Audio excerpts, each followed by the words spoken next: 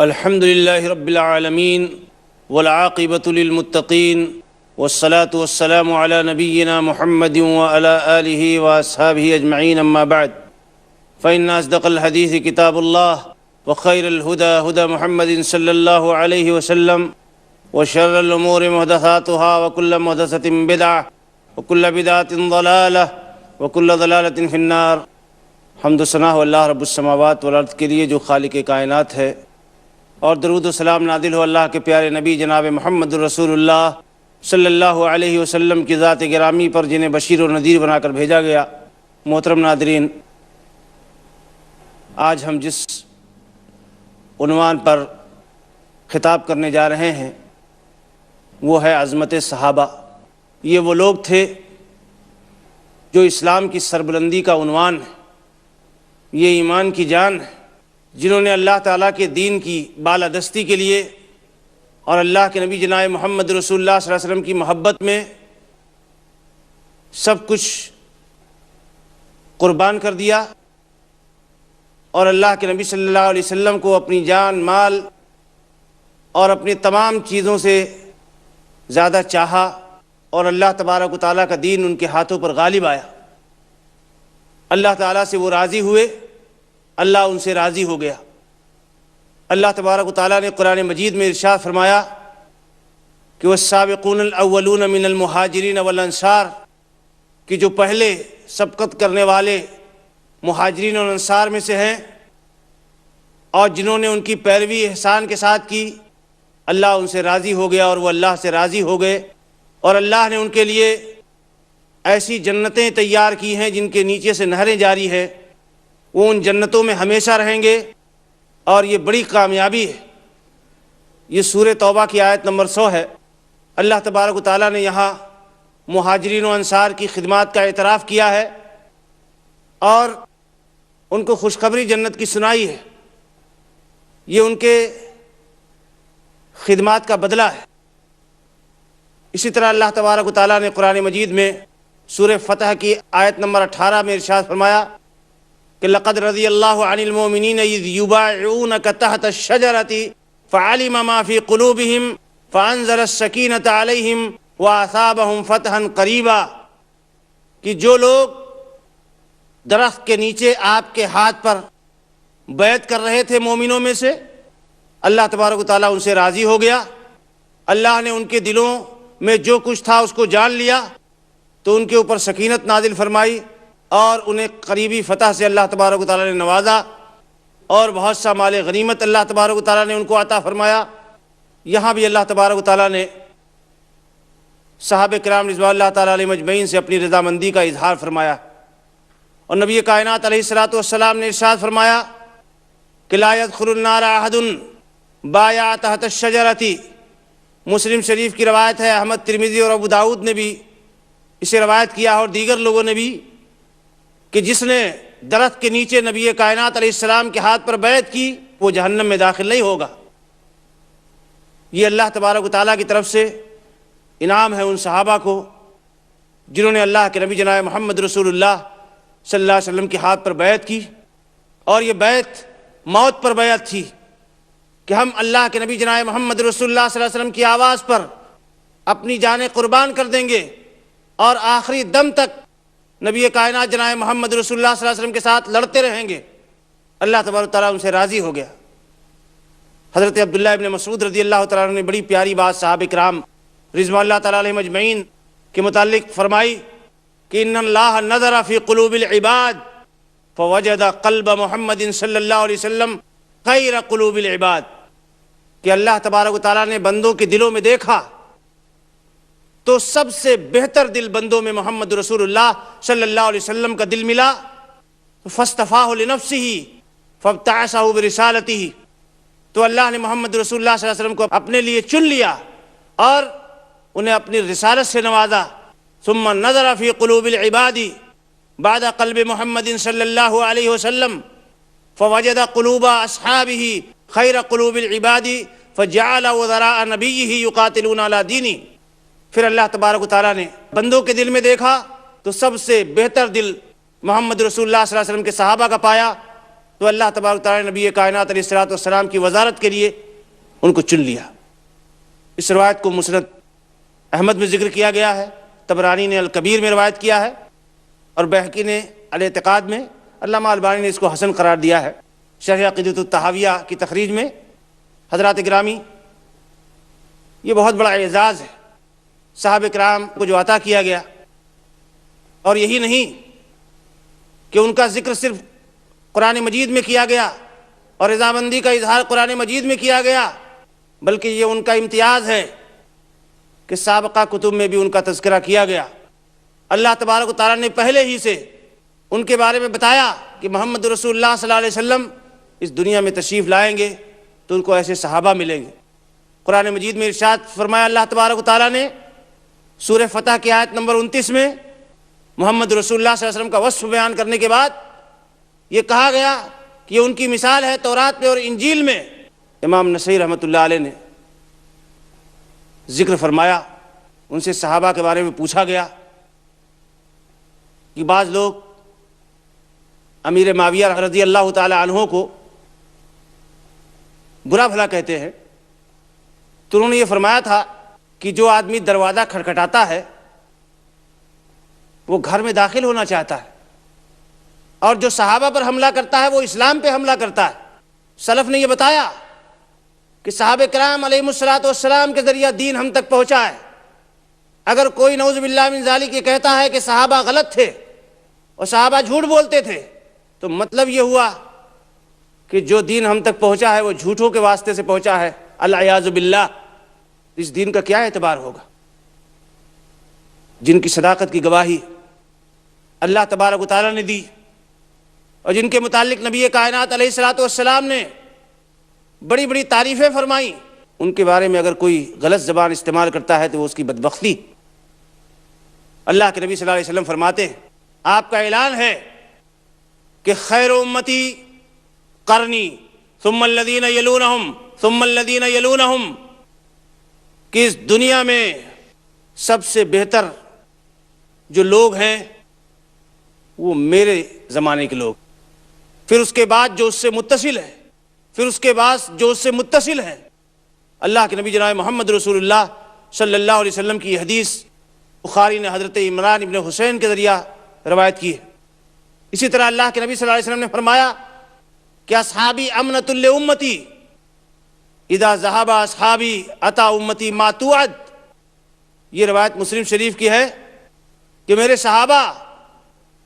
میری امت کے لیے امان ہے، اور جب میرے صحابہ چلے جائیں گے تو میری امت پر وہ حالات گزریں گے جس کے بارے میں بتایا گیا ہے۔ اور اللہ کے نبی جناب محمد رسول اللہ صلی اللہ علیہ وسلم نے مخصوص موقعوں پر خدمات انجام دینے والوں کے سلسلے میں بھی بہت سی باتیں بتائی ہیں۔ حضرت حاتب ابن بلتہ رضی اللہ تعالیٰ عنہ ایک مشہور صحابی ہیں اللہ کے نبی صلی اللہ علیہ وسلم کے بدری۔ ایک مرتبہ اللہ کے نبی جناب محمد رسول اللہ صلی اللہ علیہ وسلم نے حضرت علی ابن ابی طالب رضی اللہ تعالیٰ عنہ کو مخاطب کر کے فرمایا کہ علی جاؤ مقام روضہ خاک پہ پہنچو، وہاں ایک عورت ملے گی تمہیں سواری پہ جاتی ہوئی، اس کے پاس ایک خط ہے، وہ خط لے آنا۔ بخاری شریف کی روایت ہے۔ حضرت علی مرتضیٰ رضی اللہ تعالیٰ عنہ چلے، اور جب مقام روضہ خاک پہ پہنچے تو دیکھا کہ وہ عورت موجود ہے، وہاں چلی جا رہی ہے اونٹنی پر۔ حضرت علی رضی اللہ تعالیٰ عنہ نے اس کو مخاطب کر کے فرمایا کہ عورت وہ خط دے دے جو تو لے کر جا رہی ہے۔ اس عورت نے بہانہ کیا۔ حضرت علی رضی اللہ تعالیٰ عنہ نے بتایا کہ سیدھی طریقے سے دے دے ورنہ ہم اس کو نکال لیں گے۔ اس عورت نے اپنے جوڑے سے خط نکال کے دیا۔ وہ خط لا کے مسلمانوں کے سامنے اللہ کے نبی صلی اللہ علیہ وسلم نے کھولا تو اس میں سے یہ خط نکلا کہ یہ حاتب ابن بلتہ کی طرف سے ہے۔ مکہ کے بعض لوگوں کے نام یہ خط لکھا گیا ہے، اور اس میں اللہ کے نبی صلی اللہ علیہ وسلم کی بعض پالیسیوں کے بارے میں وضاحت کی گئی تھی۔ بعض صحابہ نے جب یہ دیکھا تو کہا کہ اللہ کے نبی مجھے چھوڑیے کہ اس منافق کی گردن مار دوں۔ جاسوسی اللہ کے نبی صلی اللہ علیہ وسلم کی جاسوسی ہر جگہ قابل گردن زدنی جرم ہے، اور ایک آدمی پکڑا گیا اور اللہ کے نبی صلی اللہ علیہ وسلم کی جاسوسی کرتے ہوئے اللہ کے نبی صلی اللہ علیہ وسلم نے جو بڑے رحیم و شفیق تھے اور معذرتوں کو سمجھا کرتے تھے۔ آپ نے حاتب ابن ابی بلتہ سے پوچھا کہ یہ کیا ہے حاتب؟ کہا اللہ کے نبی، آپ کے دیگر جو صحابہ ہیں جو مکہ سے ہجرت کر کے آئے ہیں، ان کا کوئی نہ کوئی رشتہ دار وہاں موجود ہے جو ان کے گھر والوں کا دفاع کرے گا، لیکن میں مکہ والوں میں سے نہیں، میں باہر کا آدمی تھا، تو میں نے چاہا کہ کچھ باتیں ان کو بتا دوں تاکہ ان کے دل میں نرمی ہو۔ میں نے اللہ اس کے رسول کے ساتھ غداری نہیں کی، میں ایمان رکھتا ہوں۔ اللہ کے نبی جناب محمد رسول اللہ صلی اللہ علیہ وسلم نے ان صحابہ کو جواب دیا جو ان کی گردن مارنے کی بات کر رہے تھے کہ وما یدریکم بأن اللہ قد اطلع الی اہل بدر وقال یا اہل بدر اعملوا ما شئتم قد غفرت لکم۔ تمہیں کیا معلوم ہے بدریوں کا مقام کیا ہے؟ بدریوں کا مقام یہ ہے کہ اللہ تعالیٰ ان کی طرف متوجہ ہوا اور ان سے کہا اللہ تعالیٰ نے کہ اہل بدر تم جو چاہو کرو، اللہ نے تم کو معاف کر دیا ہے۔ یہ مقام یوں ہی نہیں ملا۔ جب مٹھی بھر جماعت کو عرب کی طاقت اور بڑے بڑے سورماؤں کا لشکر تمام اسباب لیے ہوئے پل پڑا تھا، تو ان نہتے لوگوں نے اپنی جان اور اپنی توانائیاں رب کائنات کے حضور پیش کر دی تھی، اور اللہ تبارک و تعالیٰ کو ان کی ادائیں بہت پسند آئی تھی۔ اور بوڑھوں نے نہیں، جوانوں نے نہیں، نوخیز بچوں نے بھی جوان مردی کا وہ ثبوت دیا کہ آج تک تاریخ انگشت بدندہ ہے۔ جاسوسی ہر جگہ قابل گردن زدنی جرم ہے، اور ایک آدمی پکڑا گیا اور اللہ کے نبی صلی اللہ علیہ وسلم کی جاسوسی کرتے ہوئے اللہ کے نبی صلی اللہ علیہ وسلم نے، جو بڑے رحیم و شفیق تھے اور معذرتوں کو سمجھا کرتے تھے، آپ نے حاتب ابن ابی بلتہ سے پوچھا کہ یہ کیا ہے حاتب؟ کہا اللہ کے نبی، آپ کے دیگر جو صحابہ ہیں جو مکہ سے ہجرت کر کے آئے ہیں، ان کا کوئی نہ کوئی رشتہ دار وہاں موجود ہے جو ان کے گھر والوں کا دفاع کرے گا، لیکن میں مکہ والوں میں سے نہیں، میں باہر کا آدمی تھا، تو میں نے چاہا کہ کچھ باتیں ان کو بتا دوں تاکہ ان کے دل میں نرمی ہو۔ میں نے اللہ اس کے رسول کے ساتھ غداری نہیں کی، میں ایمان رکھتا ہوں۔ اللہ کے نبی جناب محمد رسول اللہ صلی اللہ علیہ وسلم نے ان صحابہ کو جواب دیا جو ان کی گردن مارنے کی بات کر رہے تھے کہ وما یدریکم بأن اللہ قد اطلع الی اہل بدر وقال یا اہل بدر اعملوا ما شئتم قد غفرت لکم۔ تمہیں کیا معلوم ہے بدریوں کا مقام کیا ہے؟ بدریوں کا مقام یہ ہے کہ اللہ تعالیٰ ان کی طرف متوجہ ہوا اور ان سے کہا اللہ تعالیٰ نے کہ اہل بدر تم جو چاہو کرو، اللہ نے تم کو معاف کر دیا ہے۔ یہ مقام یوں ہی نہیں ملا۔ جب مٹھی بھر جماعت کو عرب کی طاقت اور بڑے بڑے سورماؤں کا لشکر تمام اسباب لیے ہوئے پل پڑا تھا، تو ان نہتے لوگوں نے اپنی جان اور اپنی توانائیاں رب کائنات کے حضور پیش کر دی تھی، اور اللہ تبارک و تعالیٰ کو ان کی ادائیں بہت پسند آئی تھی۔ اور بوڑھوں نے نہیں، جوانوں نے نہیں، نوخیز بچوں نے بھی جوان مردی کا وہ ثبوت دیا کہ آج تک تاریخ انگشت بدندہ ہے۔ حضرت عبد الرحمن بن عوف رضی اللہ تعالیٰ عنہ کا بیان ہے کہ میں میدان جنگ میں کھڑا ہوا تھا، بدر کے میدان میں گھمسان کا رنگ پڑا ہوا تھا کہ ایک نوجوان، ایک نوخیز میرے پاس آیا اور کان میں پوچھنے لگا چچا جان ابو جہل کے بارے میں بتائیے کون ہے۔ ابھی اس کی بات پوری نہیں ہوئی تھی کہ دوسرا بھی آیا، کان میں کہنے لگا کہ ابو جہل کون ہے، مجھے بتائیے چچا جان۔ میں نے ان نوسینوں کی باتیں سن کر اپنے جی میں یہ کہا کہ ابو جہل اتنا بڑا پہلوان ہے، عرب کا بڑا سردار ہے، اور یہ نوخیز اس کے بارے میں کیوں پوچھ رہے ہیں؟ کتنے مجھے ابو جہل نظر آیا، میں نے اس سے پوچھا کہ بھئی ابو جہل کے بارے میں کیوں پوچھتے ہو؟ کہا چچا جان میں نے سنا ہے کہ ابو جہل میرے نبی کو گالیاں دیتا ہے، اور اس دنیا میں اب یا تو وہ رہے گا یا ہم رہیں گے۔ اتنے میں ابو جہل نظر آیا، میں نے اشارہ کیا، وہ دونوں باز کی طرح جھپٹ کے گئے اور دونوں کی تلواروں نے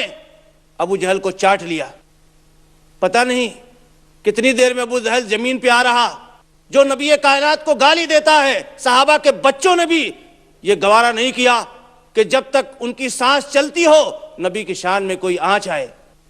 انس بن مالک رضی اللہ تعالیٰ عنہ بیان فرماتے ہیں کہ جس دن نبی کائنات نے مدینے میں قدم رکھا تھا، اللہ کی قسم مدینے کی ہر چیز جگمگا اٹھی تھی، اور جس دن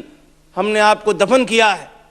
ہم نے ابھی آپ کی قبر کی مٹی سے ہاتھ بھی نہیں جھاڑے تھے کہ ہم نے اپنے دلوں کو بدلا ہوا پایا، اور جب نبی کائنات کی وفات ہوئی تو اللہ کے نبی جناب محمد رسول اللہ صلی اللہ علیہ وسلم کی وفات پر کہنے والوں نے کہا تھا کہ سبت علیہ مصائب لو انہا سبت علی الایام سرنا لیالیا، ہم پر مصیبتوں کے وہ پہاڑ ٹوٹ پڑے ہیں کہ اگر یہ مصیبتیں دنوں پر نازل ہو جاتی تو یہ راتوں میں تبدیل ہو جاتے۔ نبی کائنات صلی اللہ علیہ وسلم کے صحابہ نے جان نثاری کی اور محبت کی جو مثال پیش کی، وہ دنیا کی تاریخ میں اپنی نظیر آپ۔ عروہ ابن مسعود ثقفی کا بیان ہے، جب وہ گئے اور انہوں نے دیکھا اللہ کے نبی صلی اللہ علیہ وسلم جب تھوکتے ہیں تو کسی صحابی کے ہاتھ پہ گرتا ہے، جب آپ وضو کرتے ہیں تو آپ کے قطرات وضو کو لینے کے لیے صحابہ آپس میں جھگڑ پڑتے ہیں۔ تو انہوں نے کہا تھا کہ اللہ کی قسم، میں نے بڑے بڑے شاہوں کا دربار دیکھا، ان کا جاہ و جلال دیکھا اور ان کے ساتھیوں کی عقیدتیں اور محبتیں دیکھی، لیکن محمد رسول اللہ صلی اللہ علیہ وسلم چیزیں دیگر ہیں، ایسے صحابہ اور ایسے ساتھی تو میں نے کہیں اور نہیں پائے۔ یہی بات تو تھی کہ نبی کائنات علیہ الصلوۃ والسلام نے یہ کہا تھا کہ لا تسبوا اصحابی، میرے صحابہ کو گالیاں نہیں دینا، فواللہ لو انفق احدکم مثل احد ذهبا ما بلغ مد احدهم ولا نصیفہ، اللہ کی قسم اگر تم احد پہاڑ کے برابر بھی سونا خرچ کرو تو میرے صحابہ نے جو 2-2.5 سیر غلہ اللہ کی راہ میں خرچ کیا ہے تم اس کے درجے اور مقام کو نہیں پہنچ سکتے، کیونکہ صحابہ کی قربانیاں، صحابہ کی جد و جہد، صحابہ کا فہم دین وہ بہت اعلیٰ تھا، بہت اونچا تھا۔ انفرادی طور پر بھی آپ دیکھ لیجئے کہ جہاں بڑے بڑوں کا پتا پانی ہوتا ہو، حضرت علی مرتضیٰ رضی اللہ تعالیٰ عنہ کو جبکہ سارے لوگوں نے گھیر رکھا ہے نبی کائنات کا مکان کہ ان کو قتل کر دیں گے، آپ اللہ کے حکم سے ہجرت کے لیے نکلتے ہیں، علی مرتضیٰ کو وہاں لٹا دیتے ہیں۔ یہ بڑے دل و گردے کی بات ہے کہ علی مرتضیٰ نے ذرا بھی نہیں سوچا اور نبی کی جگہ پہ جبکہ لوگ جان لینے پر آمادہ ہیں لیٹ گئے، اور جب سارا مکہ دشمنی پہ پلا ہوا ہے، جب آپ کے خلاف 100 اونٹوں کے انعام کا اعلان کیا جا رہا ہے، حضرت صدیق اکبر رضی اللہ تعالیٰ عنہ نبی کائنات جناب محمد رسول اللہ صلی اللہ علیہ وسلم کا ساتھ نبھانے کے لیے کھڑے ہوتے ہیں اور اپنے سارے گھر والوں کے ساتھ اللہ کے نبی جناب محمد رسول اللہ صلی اللہ علیہ وسلم کی خدمت کرتے، آپ کے ساتھ جاتے ہجرت میں۔ اللہ نے اس کو دیکھا تو قرآن میں فرمایا ثانی اثنین اذ ہما فی الغار، حضرت عمر بن خطاب فرماتے ہیں کہ ثانیہ اثنین سے افضل کون ہو سکتا ہے؟ وہ ثانیہ اثنین، وہ 2 آدمیوں کا گروہ جس کا تیسرا اللہ تھا، صدیق اکبر۔ اللہ کے نبی صلی اللہ علیہ وسلم نے فرمایا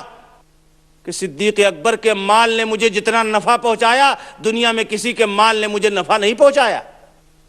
اور صدیق اکبر سنے تو رو پڑے کہ اللہ کے نبی یہ جان اور یہ مال آخر کس کے لیے؟ اللہ کے نبی یہ سب آپ ہی کے لیے تو ہے۔ اور دنیا میں جب نبی نے اعلان کیا کہ جاؤ اپنے گھروں سے جو مال میسر ہو لے آؤ، تو صدیق اکبر نے پورا گھر الٹ کے جناب محمد رسول اللہ کے قدموں میں لا کے ڈال دیا۔ محبت رسول کا وہ نمونہ ہے۔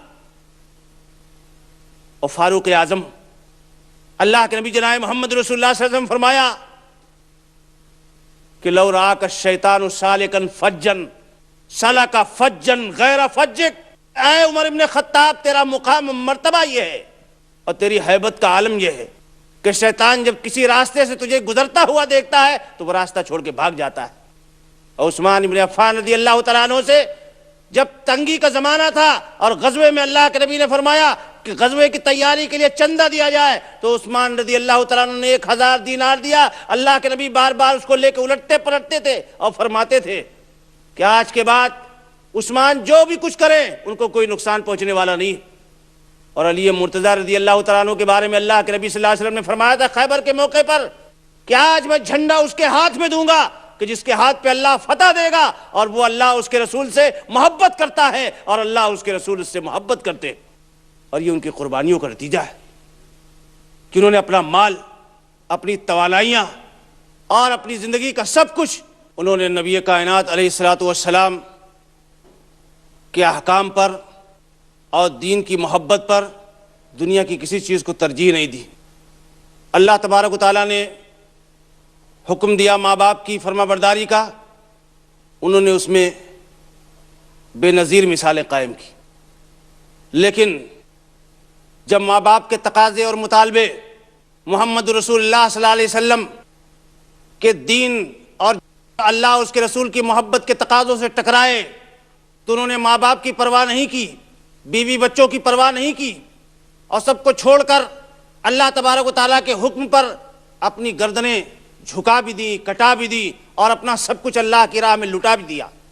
یہ حضرت سعد رضی اللہ تعالیٰ عنہ ہیں، سعد ابن ابی وقاص، جو اپنے ماں کے بہت فرما بردار تھے اور ماں مشرکہ تھیں۔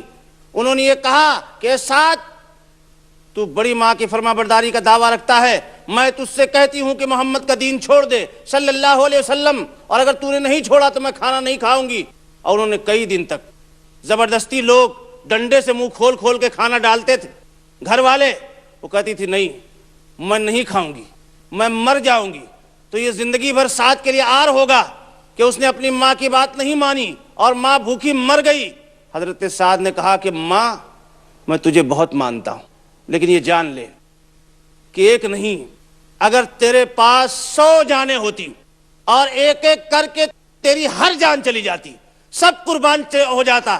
تب بھی میں محمد رسول اللہ صلی اللہ علیہ وسلم کا دین نہیں چھوڑنے والا تھا۔ یہ صحابہ کرام رضوان اللہ تعالیٰ علیہم اجمعین کا۔ حضرت صہیب رومی مکہ سے چلے اپنا مال و متاع لے کر ہجرت کے لیے، مکہ والوں نے گھیر لیا، گھوڑوں پر سوار آئے اور کہنے لگے کہ تو نے مال ہمارے یہاں کمایا، یہ مال لے کر نہیں جا سکتا۔ کہا اگر مال چھوڑ دیتا ہوں تو جانے دو گے؟ کہا ہم جانے دیں گے۔ کہا یہ مال لے لو۔ ایک ذرہ برابر بھی مال چھوڑنے کا، جو زندگی بھر کی پونجی اور کمائی تھی، ذرہ برابر بھی ان کے دل میں افسوس نہیں ہوا۔ چھوڑ کے مدینہ چلے آئے، نبی کائنات کو خبر لگی، نبی کائنات نے کہا کہ ربح البیع یا ابا یحییٰ، کہ ابو یحییٰ کتنی کامیاب تجارت کر کے آئے ہو۔ ان اللہ اشتری من المؤمنین انفسهم واموالهم بان لهم الجنہ، اللہ نے مومنوں سے ان کی جان اور ان کا مال جنت کے بدلے میں خرید لیا ہے۔ اس آیت کے اگر سب سے سچے کوئی مصداق تھے تو صحابہ کرام رضوان اللہ تعالیٰ علیہم اجمعین تھے۔ حضرت ابو دہدہ رضی اللہ تعالیٰ عنہ ہے، اللہ کے نبی صلی اللہ علیہ وسلم کی خدمت میں اپنا پورا باغ انہوں نے دے دیا تھا، اور کہا تھا کہ اللہ کے نبی یہ پورا باغ میں اللہ کی راہ میں دے رہا ہوں۔ تو اللہ کے نبی نے فرمایا تھا کہ کم من عزق معلق لأبی الدہداء فی الجنہ، کہ ابو دہدہ جنت میں نہ جانے کتنے کھجوروں کے درخت تیرا انتظار کر رہے ہیں۔ انہوں نے نہ اپنے مال کی پرواہ کی، نہ جان کی پرواہ کی، نہ باپ کی پرواہ کی، نہ بیٹے کی پرواہ کی، سب کچھ اللہ کی راہ میں لٹا دیا۔ میرے بھائیوں، صحابہ کی دوستی اور محبت ایمان کی نشانی ہے۔ اللہ کے نبی نے فرمایا کہ ایمان کی نشانی انصار کی محبت ہے، اور نفاق کی نشانی انصار سے عداوت ہے۔ اللہ تعالیٰ سے دعا کرتا ہوں کہ اللہ تعالیٰ ہمیں صحابہ سے محبت کرنے کی توفیق عطا فرمائے، صحابہ کے طور طریقے پہ چلنے کی توفیق عطا فرمائے، اور اللہ تبارک و تعالیٰ ان لوگوں کو ہدایت دے جو صحابہ سے نعوذ باللہ من ذالک نفرت کرتے ہیں۔ اقول قولی ھذا واستغفر اللہ لی ولکم ولسائر المسلمین من کل ذنب۔